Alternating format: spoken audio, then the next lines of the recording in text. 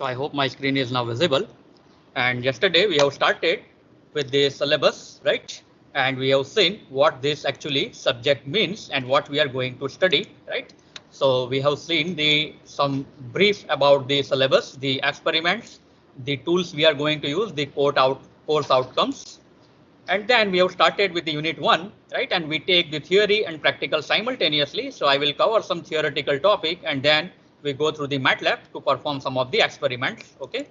So we have also seen the reference books and we have started with the module 1 of the unit 1, where we have seen the introduction to the financial markets, classification of the financial markets, and we have seen the financial instruments and their classification, right? And we came to know that basically there are different kinds of assets that are traded in a financial market. There are some basic securities or assets, and there are derived assets. They are called derivatives and contracts, right? They are not basic security, derived. Okay. In basic security, we mainly have a fixed income or debt securities and equities like stock. And fixed income involves the bonds, the fixed deposits, the bank accounts, etc. Right? While the equities mainly involve the stocks, and the derivatives involves the options, right? Yesterday we have introduced the futures, the forwards, the swaps, right? So all these are basically contracts and derivatives. Okay, so that we touch in a unit number 4. So right now we skip this derivatives and contracts. We concentrate on the basic securities, and first we concentrate on the fixed income securities. Okay, so today we are going to take some details about these bonds, right? How this bond price varied with respect to time and what are the different payments for these bonds. They are fixed income securities. Okay, then we touch to the stocks. So let me go to the now introduction to fixed income securities and the return. The return is very important. In case of this stock, they are risky securities, so risk and return, both components are very important. Here we say that the bonds or the fixed income securities are risk free. That doesn't mean they are 100% risk free. We will see today what are the risks associated with these bonds or fixed income securities also. Okay, and the return for the bonds or fixed income securities are specified in terms of interest rate. So we see various methods to calculate the interest rate and various meanings of interest rate, and then we see a time value of money. Based on this interest rate, the money get either its value get decreased or its value get increased if the interest rates are negative, right? That is not in a real world, but theoretically it may be there. Okay, so let me now go to the fixed income security and particularly with bonds. Okay, I hope all of you are convergent with this term bond or debenture. Sometimes debenture and bonds are called together. Anybody who particularly don't know what is bond?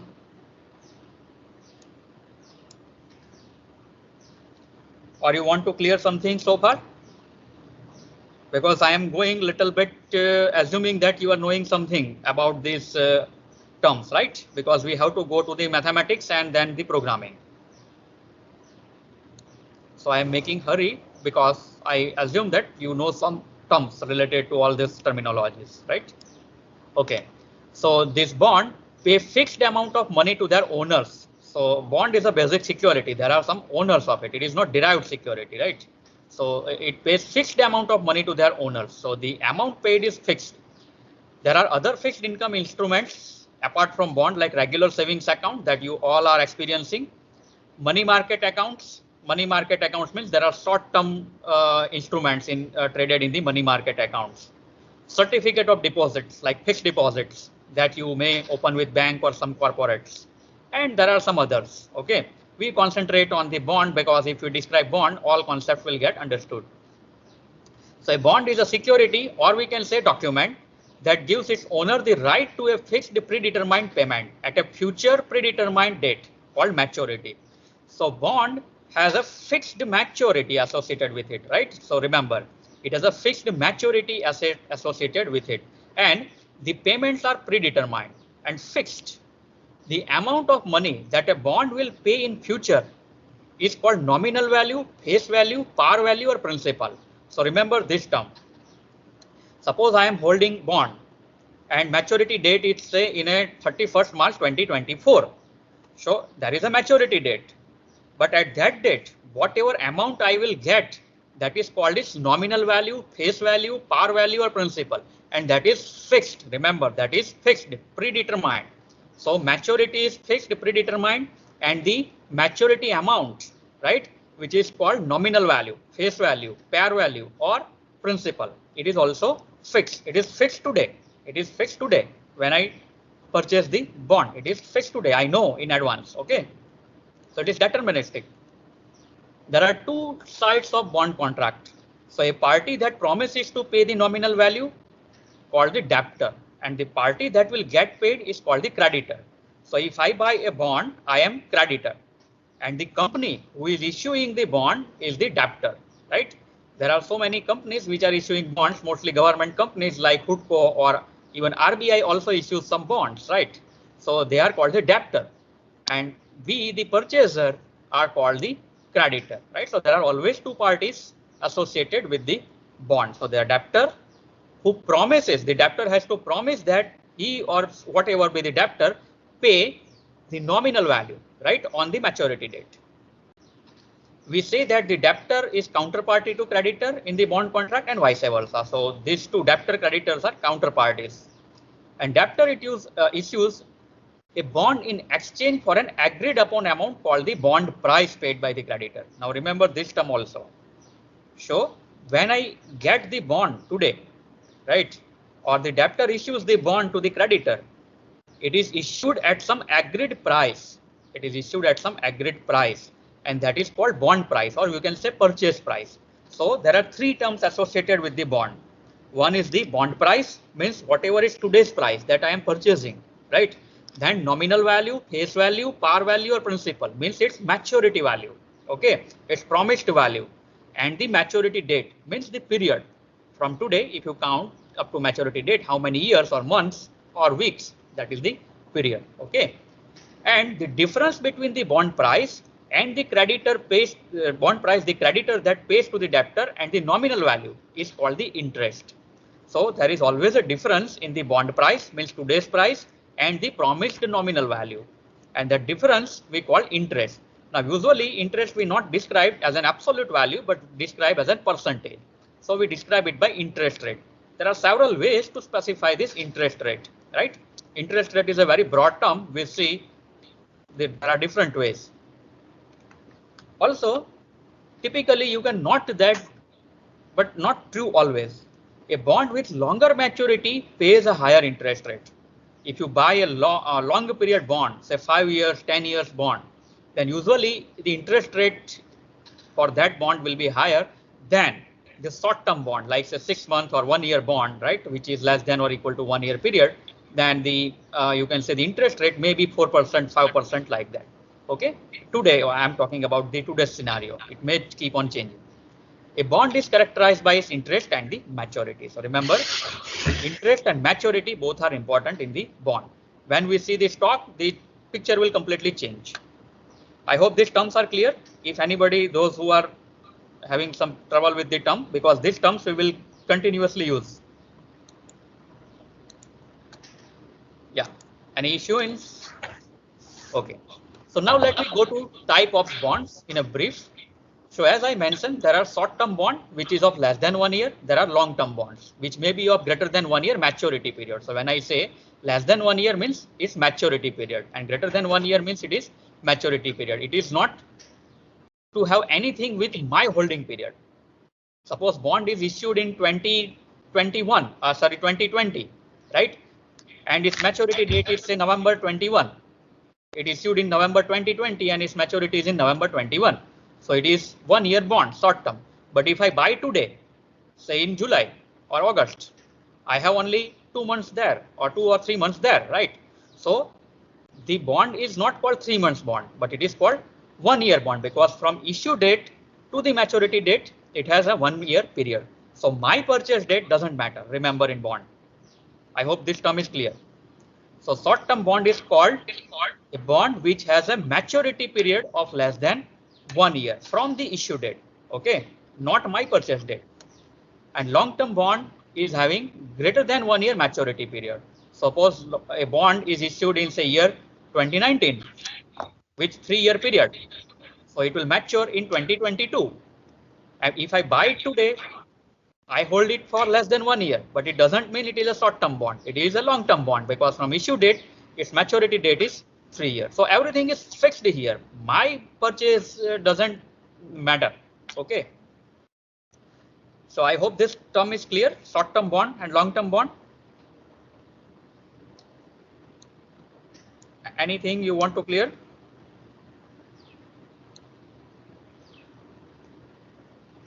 Is there any doubt so far? No, sir. Because these terms may be new to you, so clear it at an earlier stage. Okay. Then there are different. There is other way to classify the bond that is very important, which is a pure discount or zero coupon bond and a coupon bond. Now, what is pure discount or zero coupon bond? So the pure discount or zero coupon bond involves only an initial payment and a final payment. So I buy at some price, and then there is a promised price at the maturity date. So at that date, which is the nominal value, face value or par value, I will surrender this bond or sell this bond at the promised value. So there are only two payments involved: an initial payment, right, which is my bond price or initial price, and the final payment, which is the nominal face or par value, which is known in advance. Okay, which is known in advance. This bond price keep on vary daily. This bond price keep on vary daily. It depends at what date you purchase. It depends on what date you purchase, right? But the maturity is fixed and the final payment is fixed. Remember. So this is called pure discount or zero coupon. No in between payment. Only initial and final. There are only two cash flow. Then coupon bond. So here these things are slightly complicated. The debtor makes periodic payments. So there are in between some payments between my purchase and the maturity. Okay. So usually a predetermined percentage of nominal value of bond is specified. So whatever in between payment is there, that is specified by the debtor, and that is also known in advance. That is also known in advance. Okay. And it is specified as a percentage of the nominal value of bond. Nominal value means final maturity value. Okay. And that payment is done by debtor to the creditor during the life of the bond, means until the maturity. And this periodic payment is called coupon. So this debtor is paying coupon, frequent coupon, periodic coupons, right? And at maturity, the debtor will pay the last coupon and the nominal value. So whenever we have coupon bond, it means there are in between coupons, and at the maturity, we have the last nominal value payment and the last coupon also. Okay. So coupon bond is equivalent to a collection or a basket of pure discount bond. So you can consider this coupon bond as a collection of so many pure discount or zero coupon bond. It is a basket of pure discount bond with nominal value equal to coupons. Okay. In market, the coupon bonds are much popular than the pure discount bond, right? Because usually people need the money in between. So usually the people are interested to buy the coupon bonds. Also, the companies are interested to buy the coupon bonds. The coupon bond is, always remember, equivalent to collection or a basket of pure discount bond with nominal values equal to coupons. Okay. What is nominal value? The final maturity value. Remember this. What is bond price? The price at which we are purchasing bond. Okay. Initial price. If price at which the bond is sold is exactly the same as nominal value. Suppose if I am selling the bond, I buy the bond and I can sell in between also. That is possible, right? And yesterday we have seen there are debt markets, right? So if I go to yesterday's sheet, you can see there are debt market in which I can trade the bond. So if I buy the bond, it doesn't mean I have to wait till maturity. I can trade it in between. Okay. So in between, if I trade, it can be traded at the same price exactly as the nominal value. Then we can say the bond sells at par.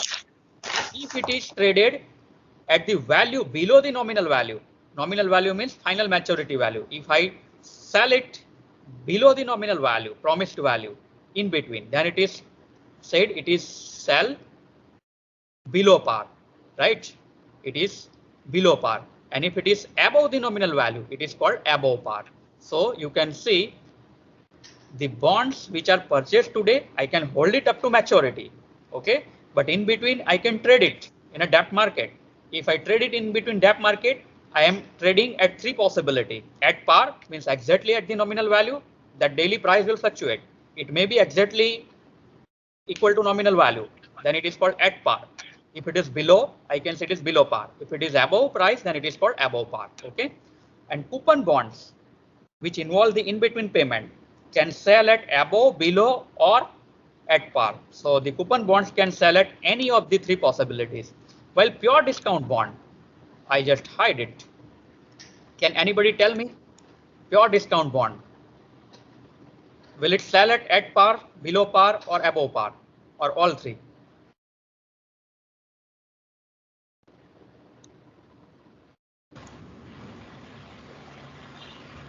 Anybody? Below par. Yes. Why it is below par? Because the value of whatever it is right now will decrease. Right. Maturity. Because there are no in-between payments guaranteed for this bond. So its nominal value will be quite higher. Its nominal value will be quite higher, and it is nothing is paid in between, right? So the bond price will vary up to maturity in such a way that its value today is always less than its nominal value, right? Otherwise that principle of the getting the money by investing will get violated, right? So remember, the pure discount bond or zero coupon bond always sell below par, because the today's value of 1 rupee paid at a future maturity date is less than 1 rupee. That is true always practically. Theoretically, opposite is possible. Okay, like in DSP, theoretically we have a non-causal system. Practically, the systems are always causal. So this is like that. Okay. Let me go now to risk associated with bond, and then we go to the interest rate calculation. So, as I mentioned, it is risk-free asset, but there are certain risks. Only the payoffs are guaranteed, but there are certain risks. There are three different risks associated with the bond. One is the credit or default risk. The debtor might fail to meet the payment obligation. So the debtor has promised that he will or she will pay, but may not meet this obligation and default. Then there are only legal ways to tackle this situation, right? So this risk is typical of bonds issued by the corporations.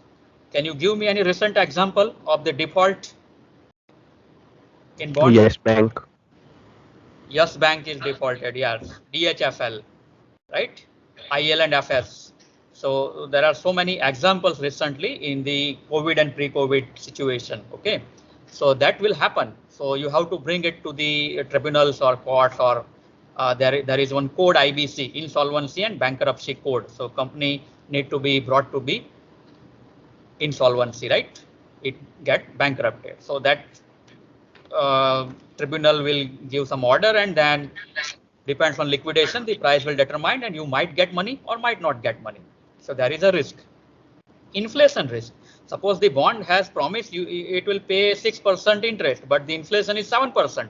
Then whatever you are getting is less than inflation. So that is an inflation risk. You have invested, but actually you are making loss, right?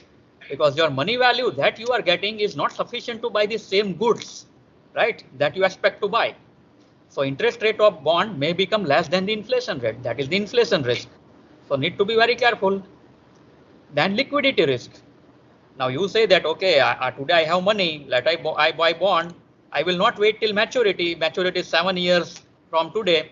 But in between, I will sell the bond and I will get my money back. In between, whatever coupon I get, that is my profit or interest. But sometimes that may be difficult because the liquidity in market may be limited. You want to sell the bond, but there are no buyers in the market, right? So when creditor needs money and tries to sell the bond before maturity, and such selling may get money lower than expected value because there are no buyers or less buyers, so less demand. So in that case, the value may be lower, okay, than the expected price or the purchase price, right? So in that case, you turn into loss. So bond doesn't means you always turn into profit. This kind of risk are always there, right? So the price of the bond from issue date to maturity date will depend on market factors and more explicitly on the level of interest rate and the term structure of bond. Let I give you one example. Suppose today the interest rates are very less, so 6%, around not more than 6%. So today say some company will come with bond or debenture and say interest rate is say 6.5%. You are happy, okay, I will buy this bond because I am getting 0.5% more than this market interest rate. Inflation today is say 5.5%. I am also happy, I am getting 1% more interest than the inflation rate. So this is my rise in the money. Now suppose the bond is 7 years of maturity. Now tomorrow it will happen that the interest rate in market will suddenly rise. The interest rate in market will suddenly rise. Then what happens to the price of this bond? Can anybody tell me? I have 7 years of maturity. In between, the interest rate in market will rise. I have purchased this 6.5% bond. Let's say interest rate becomes 8% in the market. There are market factors which determines the interest rate. So what will happen to price of this bond? Will it increase or decrease? Decrease. Decrease, because nobody will want to buy this bond, which is giving only 6.5% return, when the other company will come and give the 8% return. Okay. So if you want to sell such bond, the no buyers will be there or less buyer will be there. So price will be smaller or price will be less. So in that case, you will turn into loss. So there are liquidity risk. Okay. So that you should remember. The term structure of bond we will refer later on. Now we go to this interest rate calculation. Now be careful in this slide. So return we call the interest rate. It's applicable to not only bond but bank account, to fixed deposit and all other fixed securities, right? And traditionally there are two ways to compute the interest: the simple interest and the compound interest. You know, compounding means interest on interest, right? Let me take a case of the pure discount bond, which is very simple to calculate.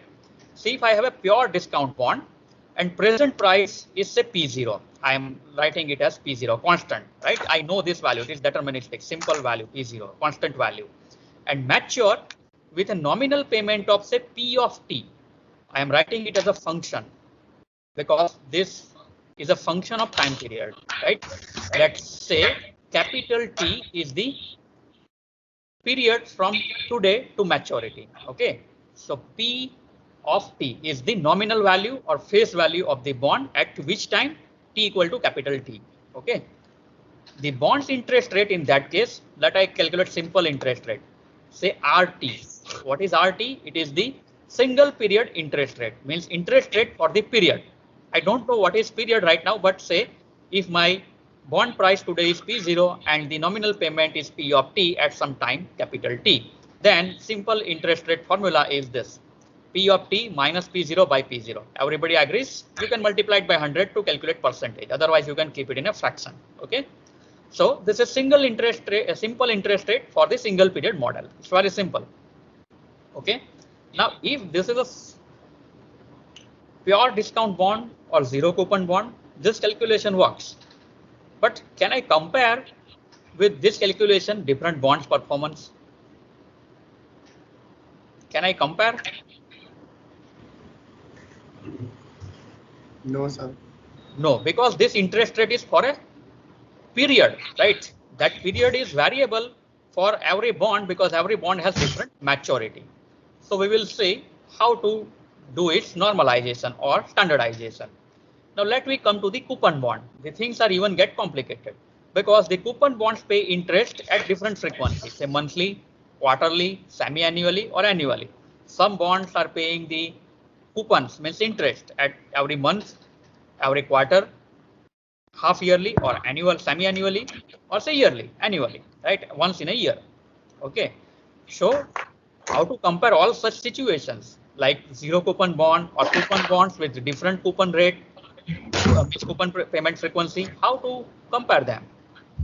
So in order to make comparison of interest rate paid at different frequency, the common practice is to transform the rates into the corresponding rates for a common time interval, and that is usually an year. We always specify the interest rate for year, right? We always specify the interest rate per year.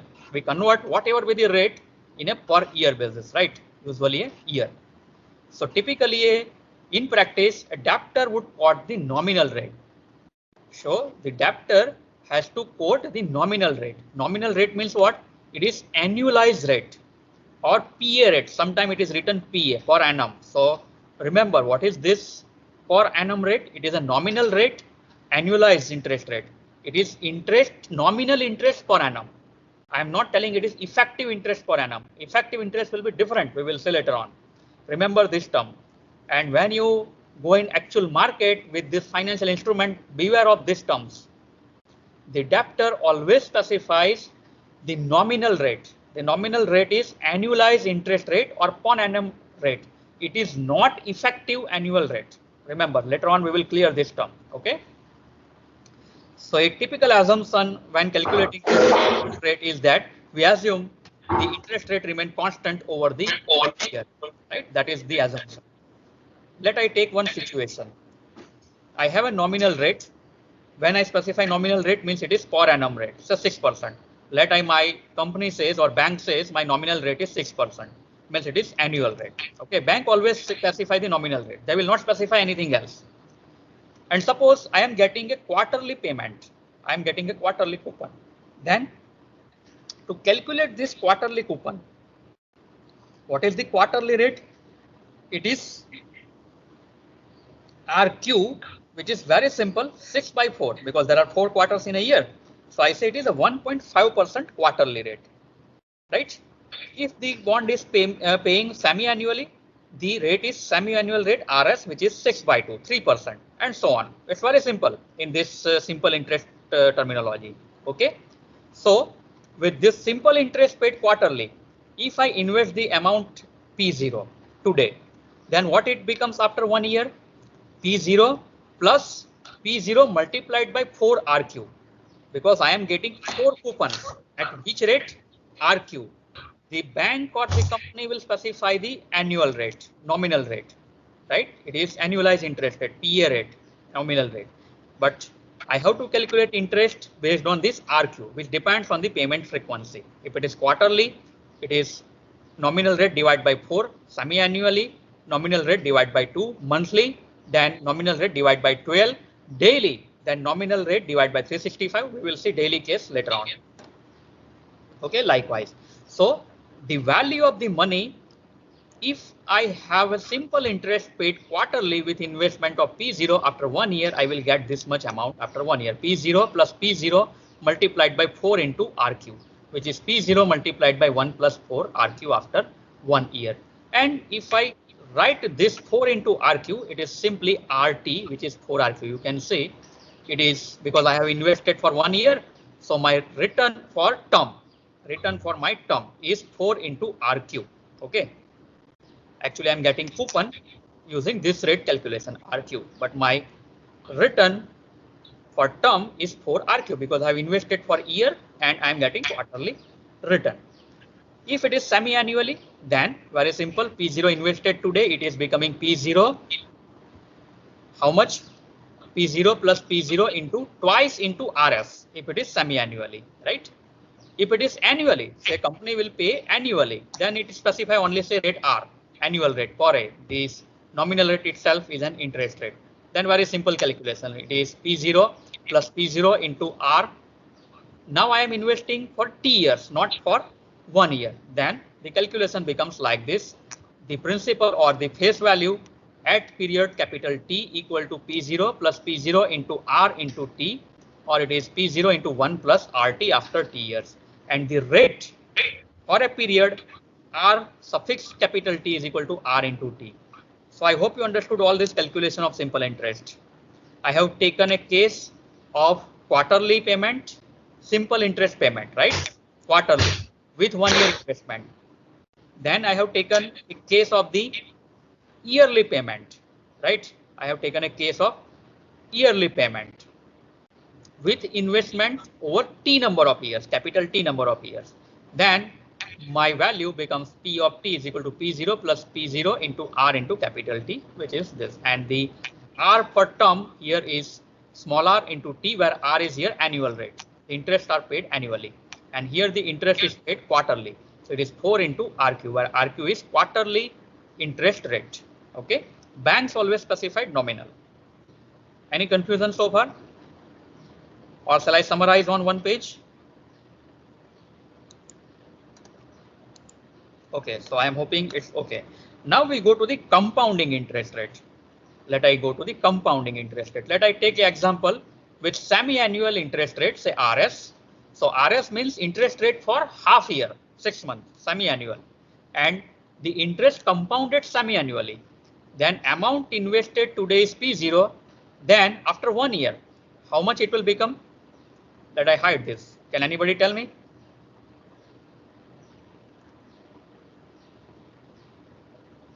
I have semi-annual compounding with semi-annual interest rate RS.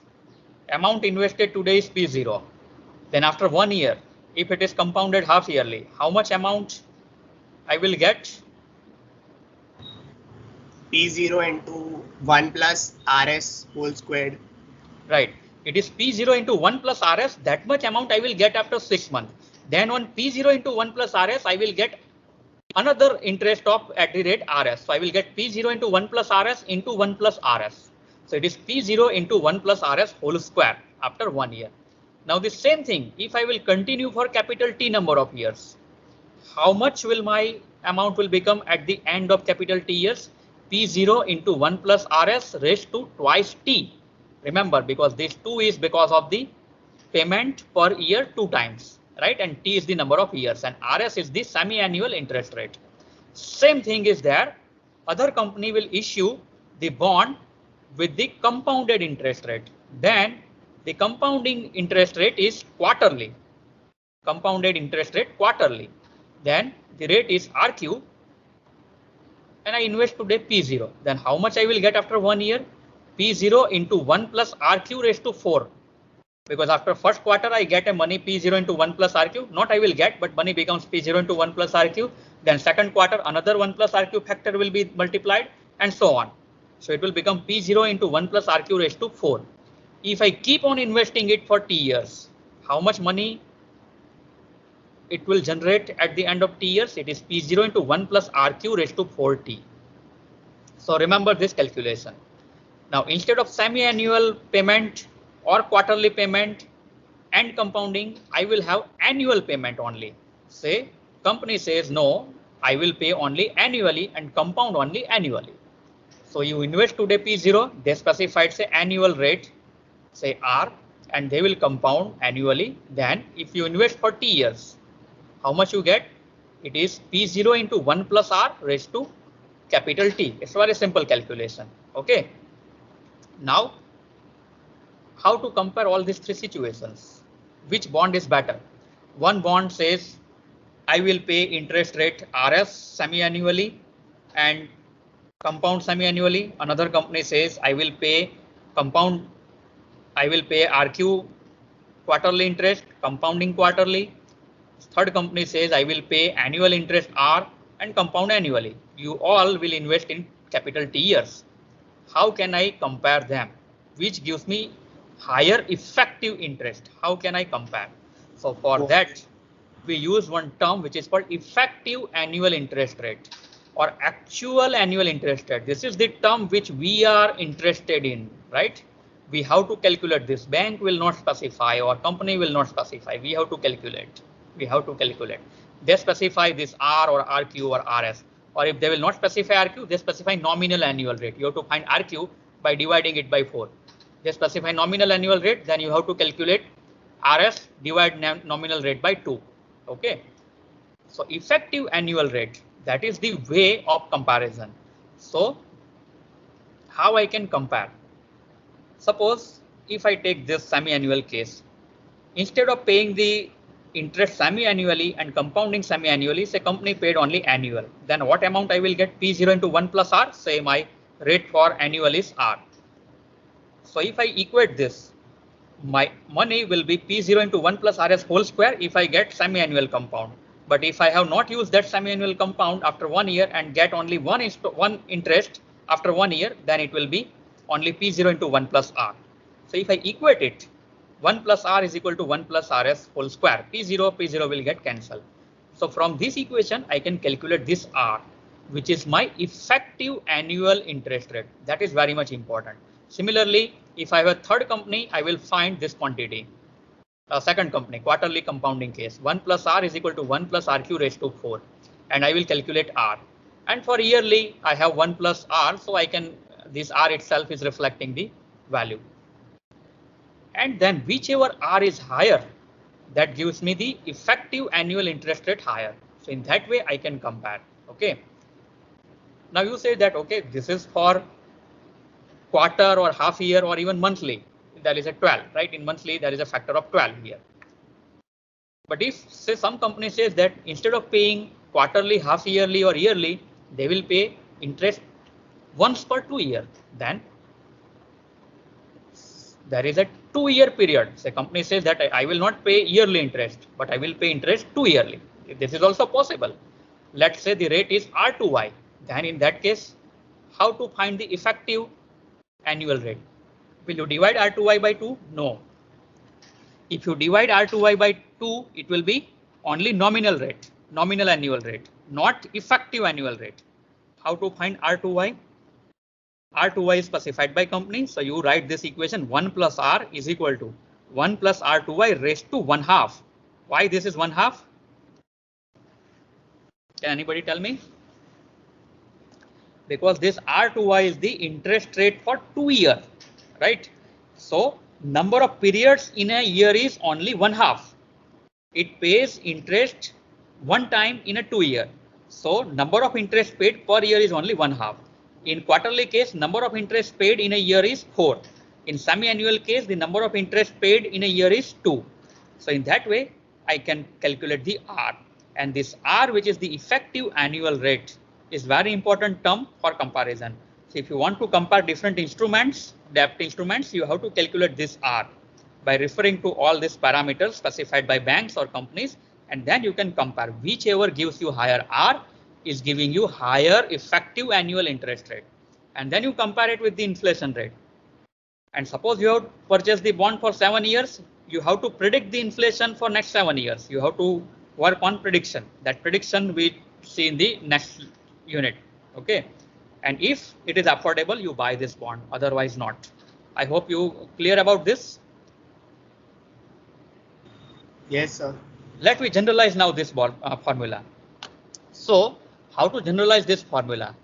The effective annual interest rate R we given by 1 plus R is equal to 1 plus R period. You can see R period. What is R period? Either RQ, RS or R2Y. Means it is interest rate for compounding period raised to number of periods per year. If it is quarterly 4, half yearly or semi-annually 2, once in a 2 year, it is 1/2. Okay. So this is a general formula. Okay. And this is the formula to calculate the effective annual rate.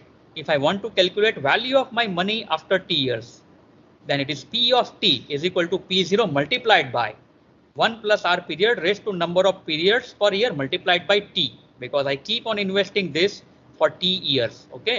So this gives me the exponential relation. This gives me the exponential relation. P of T is equal to P0 1 plus R period raised to number of periods per year into T number of years. And it is always equal to P0 into 1 plus R raised to T. You can see, because 1 plus R period raised to number of periods per year is equal to 1 plus R. So that simply is equal to P0 into 1 plus R raised to T. So for all the companies, if you know the R, then you can find what will be your value of money after capital T year in investing any company, right?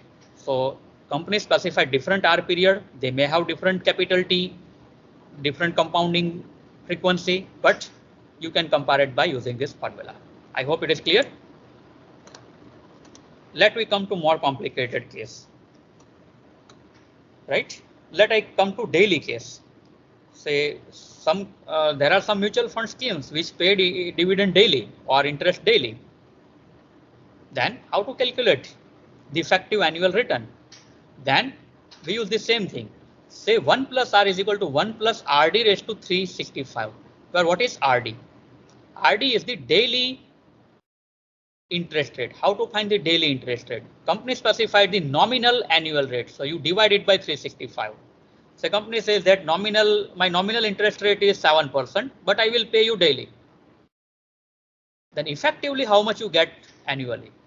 So you have to first of all refer to the nominal interest rate specified by company, divide it by 365, substitute here as RD and calculate this raised to 365 and find this value 1 plus R equal to this and then find R. That is your effective annual rate. And you can compare how much annual you get. So don't go with the nominal rate. Okay, you have to convert the nominal rate into period rate and then period rate into effective annual rate. Nominal rate is also annual and effective rate is also annual, but there are differences. Later on we will do some calculation in MATLAB and we will see it makes a very huge difference in the written calculation. Let me come to even more complicated thing. These all are discrete case. Say either quarterly, half yearly, yearly, 2 yearly or even daily. These all are discrete case because we know the number of payments 365. But theoretically, let me say a continuous compounding case. At every moment there is a compounding, means every moment your money will get increased. How to calculate then effective annual rate? Let I take a case of the continuous compounding with nominal interest rate, say RC, right? Nominal annual interest rate, say RC. Say I launch a scheme and I will say there are some schemes you refer to Ponzi schemes. They give such you can say terms, right, which may create greed. So let I launch a scheme and I say that I will pay you nominal interest rate of say 7%, but I will compound it continuously. I will compound it continuously. Okay, then how I will calculate the effective annual rate? So I will use this formula now. 1 plus R on left hand side is equal to, now see 1 is there, so 1 plus my annual rate, nominal annual rate is RC. So RC, I should divide it by number of periods, but I don't know the number of periods. It is infinite because continuously I am paying, let I say n, and I apply limit n tends to infinite and raised to number of periods. How many periods? N. So if I apply this limit, I will get e raised to RC, where RC is my nominal annual rate. So you can see the effective annual rate R you can calculate by using this formula. 1 plus R is equal to e raised to RC. And my money will grow with this scheme by which equation? P at time t is equal to P0, means amount invested today multiplied by e raised to RC into t. You can see it is an exponential relation, and this e raised to RCT is called the growth factor. So remember this continuous compounding case. You can see in case of the discrete compounding, we always have this 1 plus R raised to t comes in picture. While in continuous compounding case, we have this factor e raised to RCT, exponential, e raised to RCT. Okay, but RC is again nominal annual rate. Here, this you can see 1 plus R raised to capital T, where T is number of years here, right? Here we can also calculate for any number of years, but this term is e raised to RC into T. P0 is my fixed investment, initial investment. So for continuous compounding, the growth factor is e raised to RCT, while for discrete compounding, the growth factor is 1 plus R raised to capital T if I invest it for T years, right? So for every year, the growth factor is 1 plus R. It grows by factor of 1 plus R. I hope this concept is clear. Last one, a special case in annual interest compounding. Let I take an annual interest compounding where T is not integer, number of years is not integer, but it has some integer part and some fractional part, say 18 months. So 1 year and 6 months means 1.5 year. Then I have to divide this T into part, Ti plus Tf, where Ti is integer part means 1 year and Tf is fractional part means 0.5 year. And then I will calculate this Pt for integer part by using this equation. It is P0 into 1 plus R raised to Ti. Now on this amount, I have accumulated this amount up to this period Ti. I have another period left which is Tf. So on this amount which is accumulated P0 into 1 plus R raised to Ti, I have another payment for a period Tf, means fractional period, at a same rate R, annual rate R, but it is only for period Tf. So plus P0 into 1 plus R raised to Ti into Tf into R. And if you take this P0 into 1 plus R raised to Ti common, you get P0 into 1 plus R raised to Ti into 1 plus Tf into R. So these are different way to calculate the interest rate and the amount that you get after your maturity period. So different company coin different terms, but that different terms you have to convert into effective annual rate, and then you have to calculate what money you will get at the end of your investment period, and that way you can compare the different debt instruments. This is not applicable to stocks, okay, only applicable to debt instruments like bonds. I hope you understood this, and next time we use this to find the time value of money and its application in calculating the annuity, the pension amount, and the loan EMI, equated monthly installment. And then we see the term structure of bond. Okay, so this interest rate calculation has application in calculating the time value of money. Time value of money means knowing the future value if I know the present value, and knowing the present value if I know the future value. So these two I will take in a next module, in a next lecture. So in next lecture, we continue with the theory session. After we complete some theory session, in next week, I will go with some MATLAB exercise, okay, for this time value of money and the interest rate calculations. Then we go to the stocks, risky security, in a next week. Any doubts so far?